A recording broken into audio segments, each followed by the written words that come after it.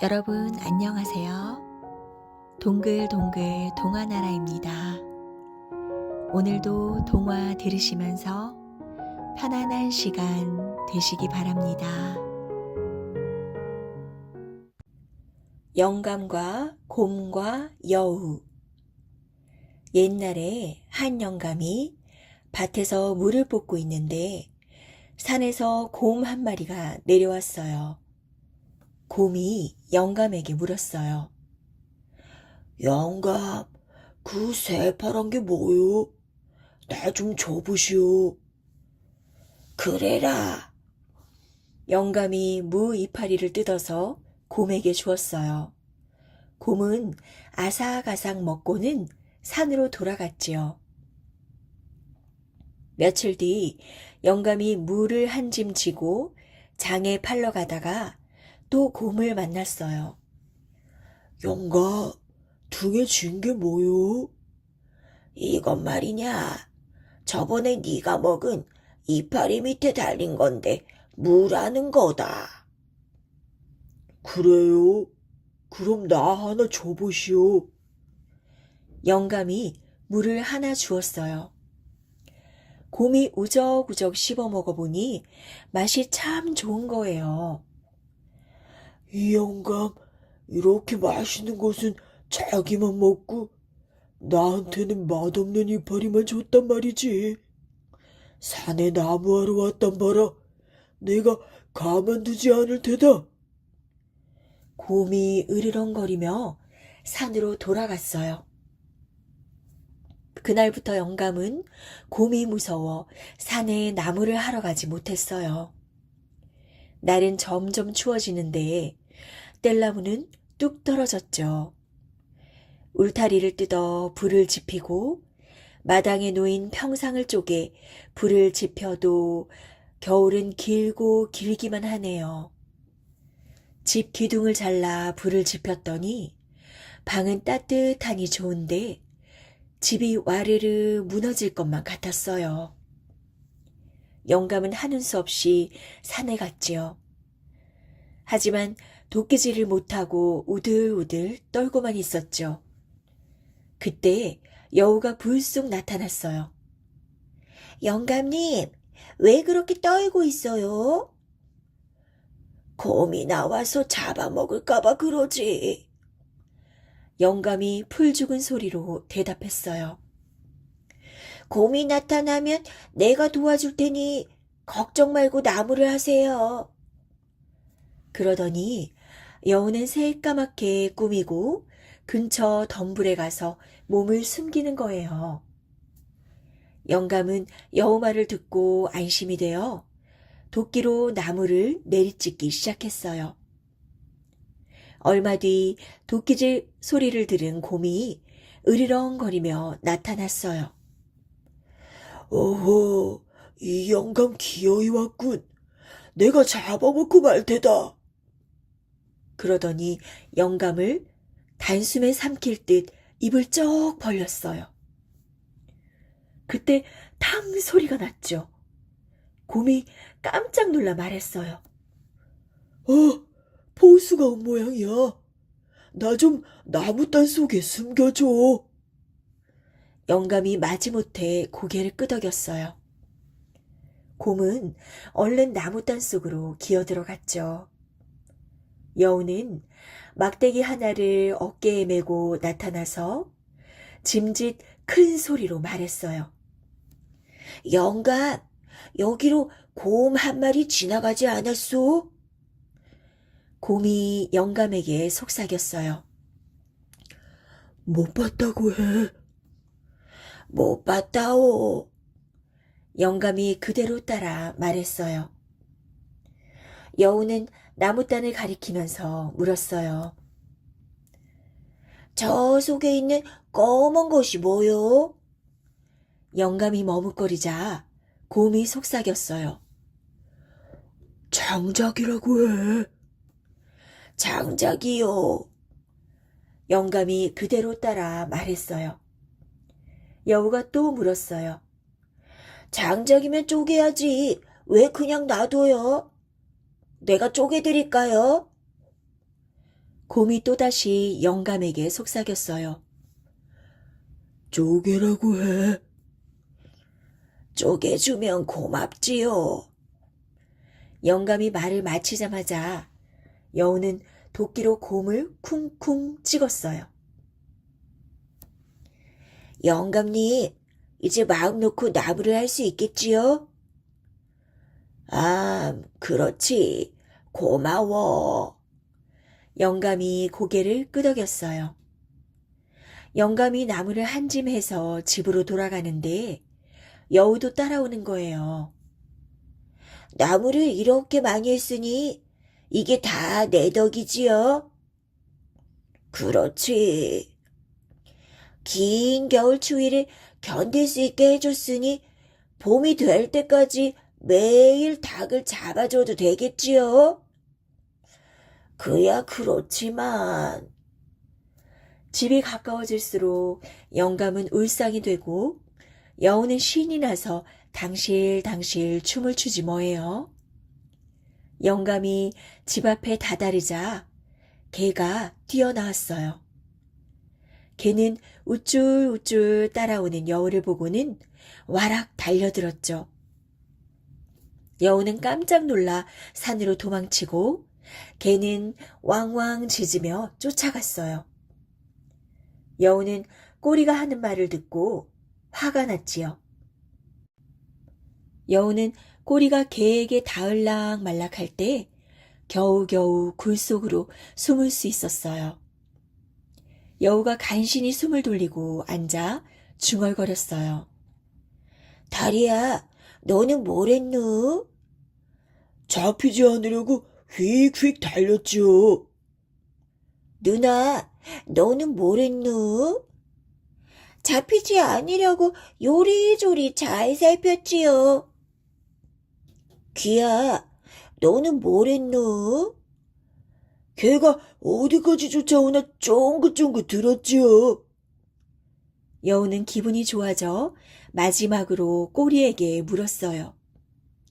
꼬리야, 너는 뭘 했누? 아, 엉덩이에 붙어오느라 죽어라 고생만 했지 뭐. 여우는 꼬리가 하는 말을 듣고 화가 났어요. 아무 일도 않고 투정만 부리는 너 같은 놈은 개나 줘버려야겠다. 그러면서 꼬리를 굴 밖으로 내보냈어요. 밖에서 왕왕 짖고 있던 개가 옳다구나 하고는 냉큼 낚아챘지요.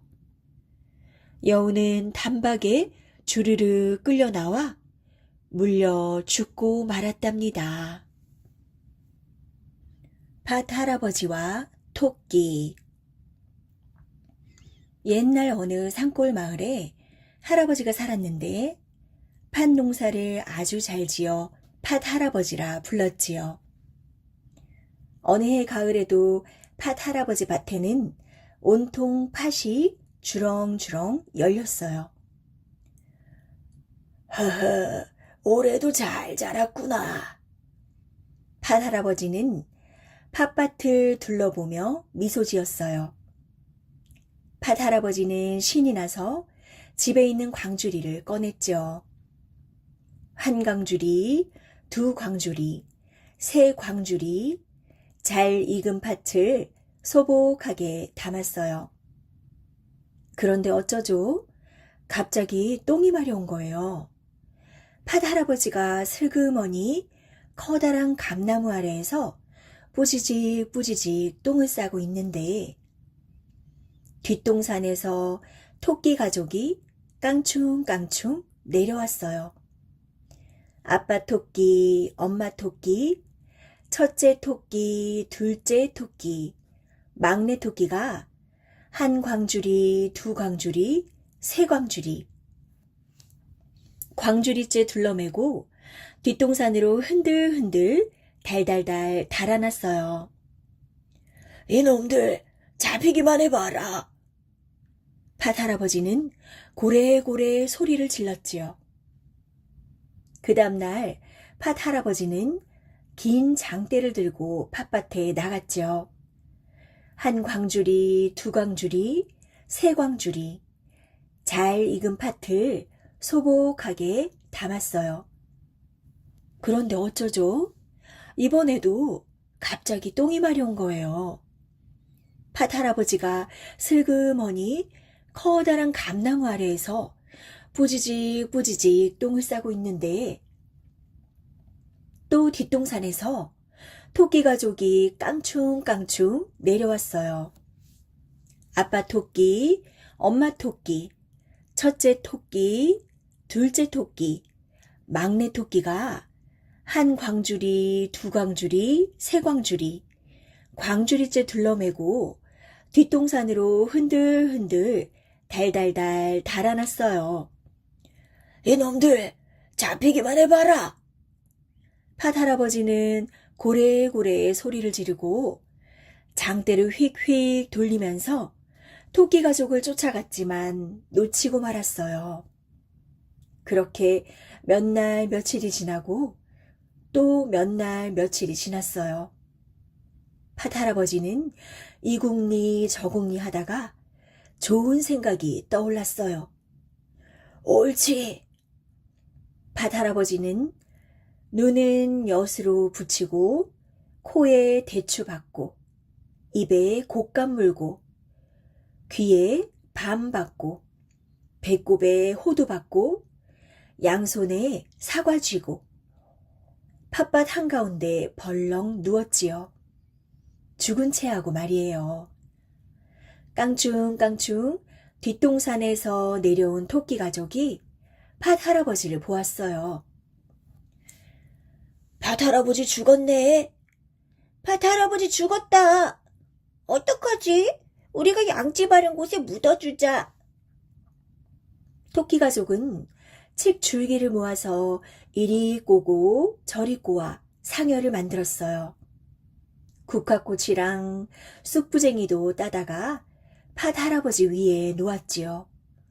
그러고는 아빠 토끼 머리 들고 엄마 토끼 오른팔 들고 첫째 토끼 왼팔 들고 둘째 토끼 오른다리 들고 막내 토끼 왼다리 들고 낑낑대며 길을 떠났어요. 팥 할아버지 죽었네. 노, 노. 어이 가리, 노.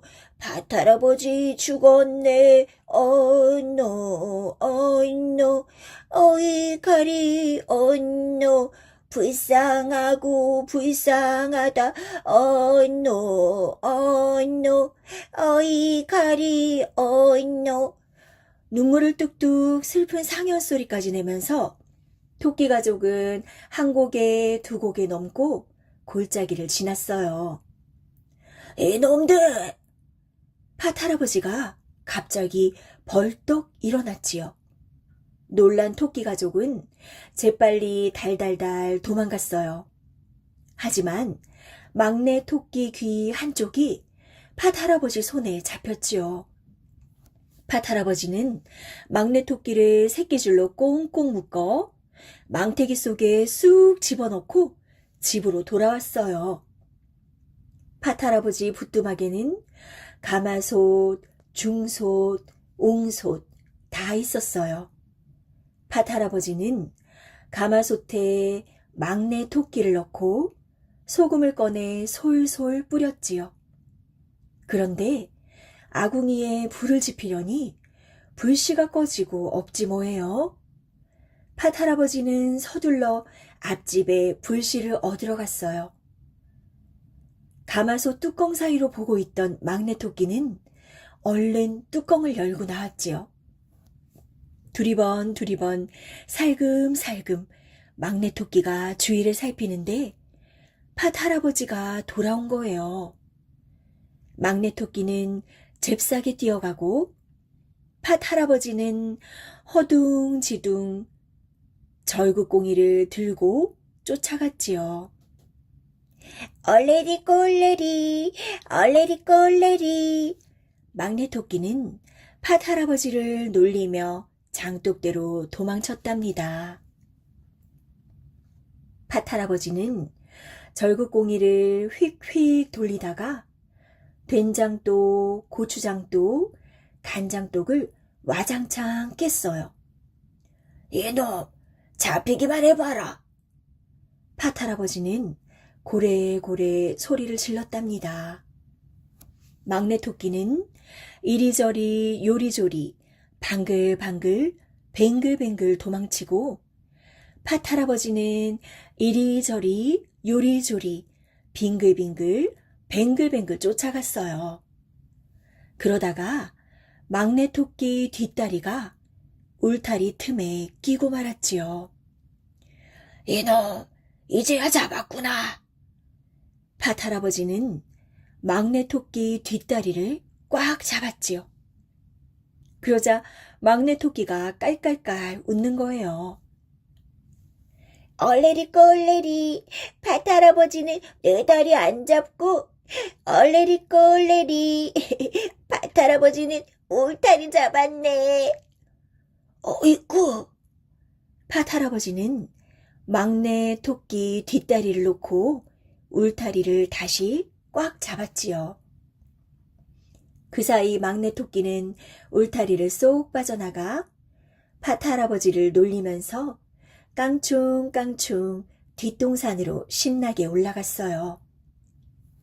토끼 다리 여기 있지, 내 다리 여기 있지.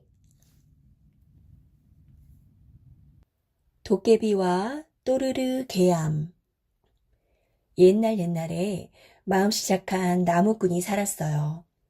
하루는 나무꾼이 산에 나무를 하러 갔는데 어디선가 또르르 개암 한 알이 굴러오더래요. 하하, 개암이네.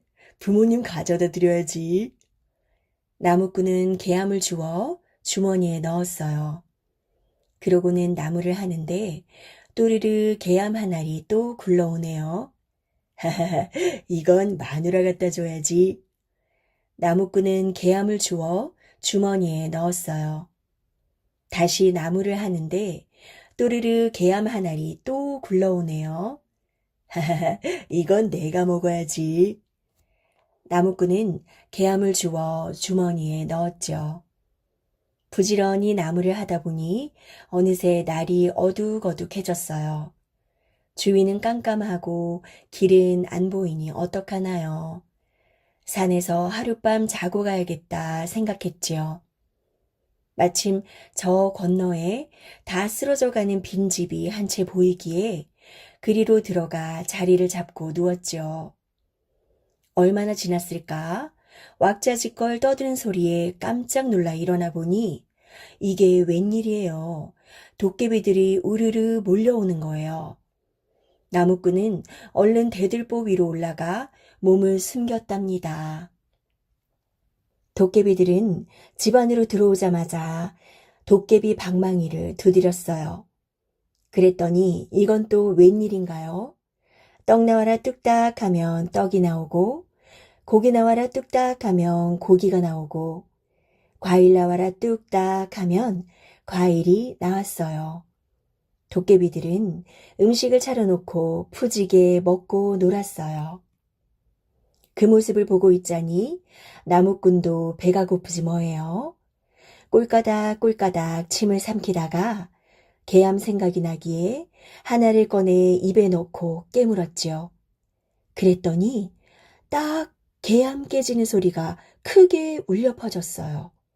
그러자 도깨비들 눈이 등잔만해져서는 소리소리 질렀죠. 집이 무너진다.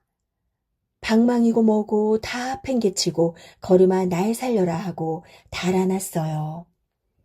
나무꾼은 그제야 대들보에서 내려와 방망이를 가지고 집으로 돌아왔지요. 나무꾼은 방망이 덕에 큰 부자가 되었답니다. 집 나와라 뚝딱 하면 집이 나오고, 쌀 나와라 뚝딱 하면 쌀이 나오고, 옷 나와라 뚝딱 하면 옷이 나왔거든요. 어느 날 이웃집 욕심쟁이가 이 소문을 듣고 배가 아파 견딜 수가 있어야죠.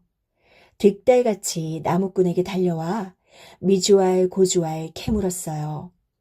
나무꾼은 방망이를 얻게 된 까닭을 차근차근 이야기해 주었답니다. 욕심쟁이는 자기도 방망이를 얻으려고 얼른 지게를 지고 산으로 올라갔지요. 욕심쟁이는 이리저리 기웃거리며 슬렁슬렁 나무를 했어요. 그랬더니 정말 또르르 개암 한 알이 굴러오지 뭐예요. 옳거니 요건 내가 먹고. 욕심쟁이는 개암을 주워 주머니에 넣었어요. 그러고는 슬렁슬렁 나무를 하는데 또르르 개암 한 알이 또 굴러오네요. 옳거니 요것도 내가 먹고. 욕심쟁이는 개암을 주워 주머니에 넣었어요. 다시 슬렁슬렁 나무를 하는데 또르르 개암 한 알이 또 굴러왔답니다. 옳거니 요것도 내가 먹어야지. 욕심쟁이는 개암을 주워 주머니에 넣었어요. 욕심쟁이는 날이 저물기도 전에 빈집을 찾아갔지요.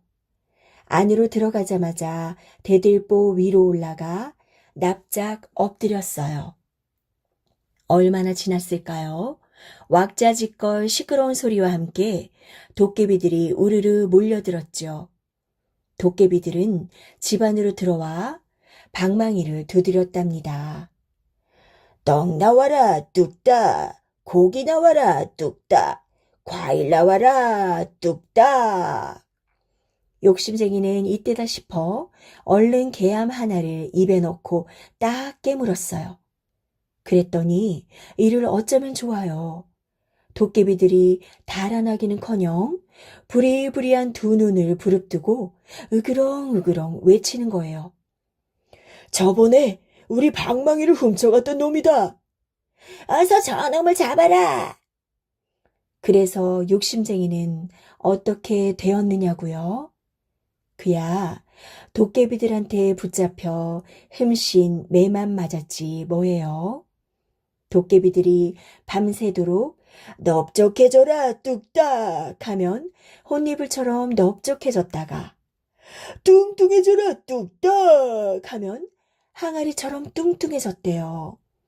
또 도깨비들이 짧아져라 뚝딱. 하면 이쑤시개처럼 짧아졌다가 길어져라 뚝딱. 하면 장대처럼 길어졌지요.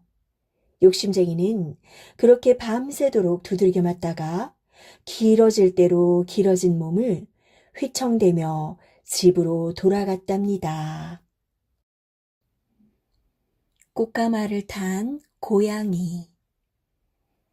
옛날 평안도 어느 마을에 진서방이라는 농부가 살았어요. 농사를 지어 아내와 딸 연희랑 겨우겨우 먹고 사는 처지였지만 진서방은 어찌나 마음씨가 착한지 남의 불쌍한 꼴은 그냥 넘어가지 않았답니다. 하루는 농사일을 끝내고 터덜터덜 집으로 들어가는 중이었죠. 길 옆에서 비쩍 마른 새끼 고양이 한 마리가 애처롭게 울고 있지 뭐예요. 아이고 저걸 어쩌냐. 진서방은 허둥지둥 그쪽으로 달려갔지요. 털이 숭숭 빠진 고양이는 병이라도 들었는지 오들오들 떨며 울었어요. 아이고 불쌍한 것, 내가 데려가야겠다. 진서방은 고양이를 품에 안고 집으로 돌아왔지요. 하지만 진서방의 아내는 다짜고짜 화부터 내는 거예요.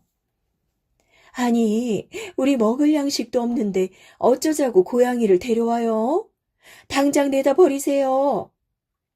그러자 딸 연희가 고양이를 꼭 껴안고 사정사정했어요. 어머니, 고양이가 자라면 쌀을 훔쳐먹는 쥐들을 몽땅 잡아먹을 거예요.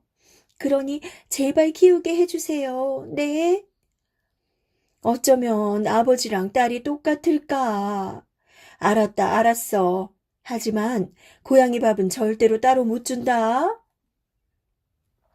어머니, 정말 고맙습니다. 연희는 고양이를 안고 펄쩍펄쩍 뛰며 좋아했어요. 다음 날부터 연희는 고양이를 정성스럽게 돌보아주기 시작했답니다. 야옹아, 이리 와. 먹던 밥도 덜어주고 마루 밑에다 푹신푹신한 집도 깔아주었죠. 그뿐이 아니에요. 야옹아, 이거 먹어. 어렵게 구한 약초까지 다려 먹일 정도였다니까요. 물론 고양이는 날름날름 잘도 받아 먹었죠. 몇 달이 지나자 비실비실 하던 고양이는 제법 살이 투실투실 찐 고양이로 변했어요. 그런데 참 이상한 일이죠.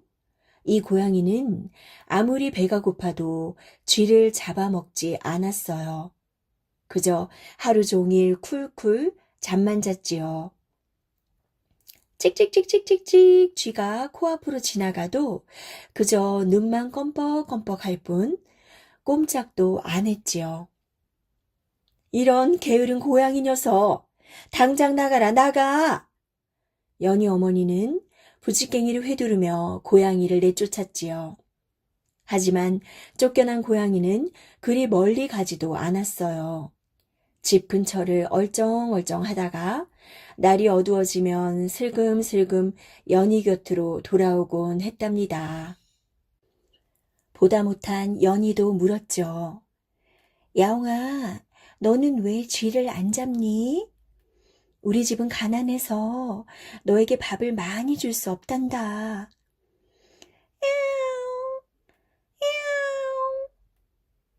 고양이는 늘어지게 하품을 하더니 이내 다시 골아떨어졌어요.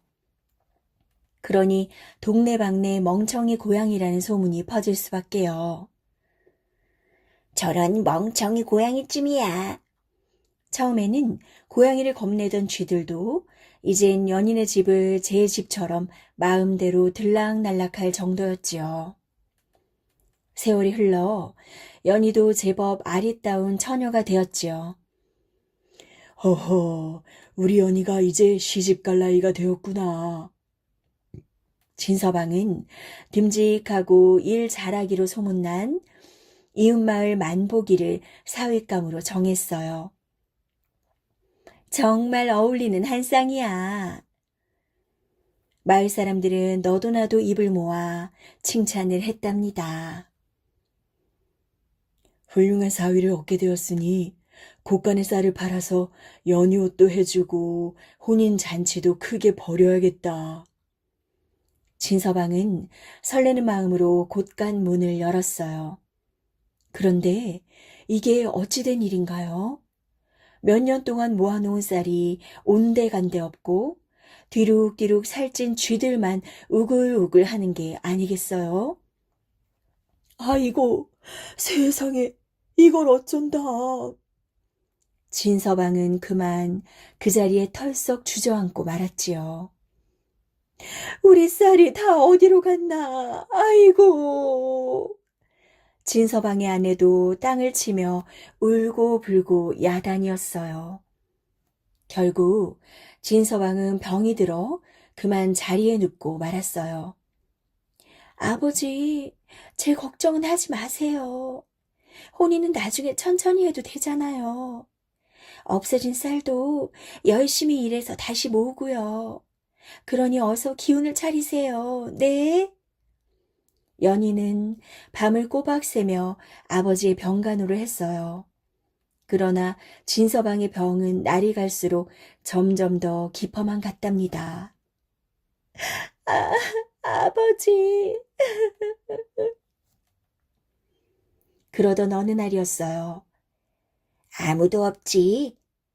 마루 밑에서 날마다 잠만 자던 고양이가 어슬렁어슬렁 마당으로 나와 둘레둘레 사방을 살피는 거예요.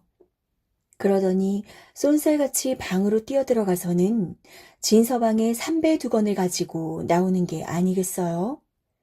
고양이는 불이 나게 곳간으로 들어가더니 삼배두건을 제 머리에다 떡하니 올렸었지요. 곳간 가운데다 향불까지 피우고 말이에요.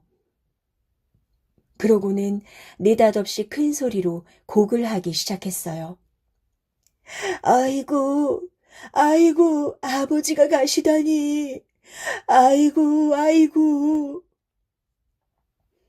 아니, 이게 무슨 소리야? 어느 집에 초상이라도 났나? 쥐들이 구멍 밖으로 얼굴을 내밀고 둘레둘레 살펴보니 멍청이 고양이가 삼배두건을 쓰고 곡을 하고 있지 뭐예요. 그러니 쥐들이 쪼르르 달려나와 물을 수밖에요. 고양이님, 어찌하여 그리 슬피우십니까? 에구, 에구, 보면 모르겠어. 어젯밤에 우리 아버지가 돌아가셨다. 그러니 너희들도 모두 나와서 절을 올려라. 고양이는 시치미를 뚝 떼고 말했지요. 쥐들은 멍청이 고양이한테 아버지가 있었다는 것에 모두 고개를 갸우뚱했지요. 그래도 늘 고맙게 대해준 고양이의 일이라 모른 척 할 수가 없었어요. 쥐들은 줄줄이 기어 나와서는 넙죽넙죽 절을 했지요. 그러자 고양이는 짐짓 서운한 듯 말했어요. 아니, 조상집에 오면서 빈손으로 오는 법이 어디 있단 말이냐. 고양이님, 죄송합니다. 저희들이 워낙 생각이 모자라서. 쥐들은 쪼르르 가서는 쌀을 한 움큼씩 쥐고 다시 왔어요. 고양이는 애고애고 울면서도 열심히 부조쌀을 받았답니다. 멍청이 고양이의 소문은 순식간에 온 쥐들에게 퍼졌어요. 그렇다면 우리도 가만히 있을 수 없지. 마을쥐들은 물론 이웃마을의 쥐들까지 산 넘고 물 건너 찾아왔어요. 그 바람에 연인의 곳간에는 쌀이 수북수북 쌓여갔지요. 아이고, 아이고, 아버지. 고양이가 열심히 곡을 하던 어느 날이었어요. 고양이처럼 날카롭고 커다란 이빨에 멋지게 수염까지 기른 대장쥐가 문상을 왔지요. 옳지, 바로 저놈이로구나. 마침 잘 왔다, 요놈. 고양이는 쏜살같이 달려가 대장쥐를 덮었어요. 대장쥐는 이까짓 멍청이 고양이쯤이야 하고 슬쩍 힘을 주었죠. 하지만 아무리 멍청한 고양이라도 쥐는 쥐, 고양이는 고양이 아니겠어요? 고양이는 대장쥐를 옴짝달싹 못하게 깔고 앉아버렸죠. 아이고, 고양이님, 여태 잘해주시더니 갑자기 왜 이러십니까? 대장쥐는 싹싹 빌며 살려달라고 애원할 수밖에요. 네 이놈, 이제 내가 얼마나 무서운 고양인지 똑똑히 알았느냐? 고양이는 잔뜩 목에 힘을 주고 외쳤어요. 내가 지금까지 너희들을 살려둔 건 아버지가 살아계신 동안에는 되도록 너희들을 잡아먹지 않으려고 꾹 참았기 때문이다. 하지만 이제부터 만약 너희들이 내 눈앞에서 쌀을 훔치다가 들키면 다 잡아먹을 테다. 알겠느냐? 고양이는 우렁우렁 큰 소리로 말했어요. 아이고, 고양이님, 제발 살려만 주세요, 제발. 대장쥐가 부들부들 떨며 애원했어요. 정 살고 싶다면 오늘 밤 안으로 마을의 쥐들을 모두 데리고 이 마을을 떠나 깊은 산속으로 들어가거라. 알겠느냐? 고양이는 대장쥐의 목덜미를 꽉 물고는 다그쳤지요. 고양이님, 살려만 주신다면 당장 떠나겠습니다. 대장쥐는 다급하게 외쳤어요. 고양이는 그제야 슬그머니 대장쥐를 풀어주었죠. 죽다 살아난 대장쥐는 부하들을 이끌고 허둥지둥 깊은 산속으로 도망을 가고 말이에요. 날이 밝자 고양이는 연희의 치맛자락을 물고 곳간으로 데리고 갔어요. 아니, 이게 꿈이야, 생시야. 연희는 벌어진 입을 다물 수가 없었어요. 텅텅 비어있던 곳간이 어느새 쌀로 가득 차 있으니 말이죠. 게다가 우글우글 하던 쥐들마저 한 마리도 보이지 않으니 놀랄 수밖에요. 야옹아, 고맙다, 고마워. 연희는 고양이를 껴안고는 덩실덩실 춤을 추었지요. 얼마 후 연희가 연지곤지 찍고 시집 가는 날이었어요. 아들딸 낳고 잘 살아야 한다. 씻은 듯 병이 나은 진서방과 아내는 눈물을 글썽이며 말했어요. 그런데 연희의 꽃가마 뒤를 쫄래쫄래 뒤따라가는 조그만 꽃가마 하나가 있지 뭐예요. 아니, 이게 누구야? 살그머니 가마문을 열어보던 사람들은 대굴대굴 구르며 웃었어요. 가마 안에는 색동모자를 곱게 쓴 고양이가 꾸벅꾸벅 졸고 있었거든요.